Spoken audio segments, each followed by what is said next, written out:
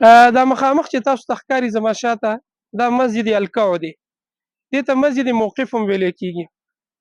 نبی کریم صلی الله علیه وسلم چې کله طائف ته رالی نو ویلی کېږي داسې چې دا هغه ځای دی چېرته چې نبی کریم صلی الله علیه وسلم دمه کړې وه او تکې وهلې و.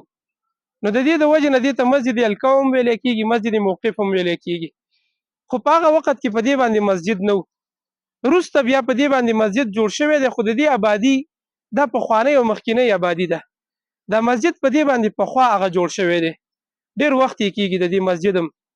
خو چې کله رسول الله صلی الله علیه وسلم په دغه ځي دمه کوله، په هغه وخت کې نه چېرته لیکلی شوي دي د سیرت په کتابونو کې د تاریخ، او نه چېرته موږ دلته د دې خلکو نه اورېدلي. وروسته بیا په دې باندې دا مسجد جوړ شوی دی. زړه آبادي ده. دا مسجد تاسو ته د دننه نه هم ښایو، راځئ.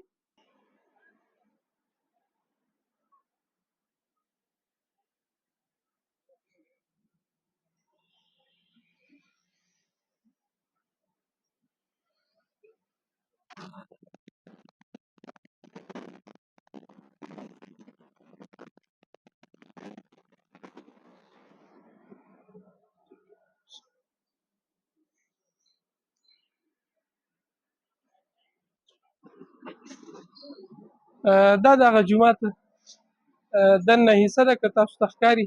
بند کړی دی، دننه څوک نه پرېږدي، لیکن د بار نه ښکاري.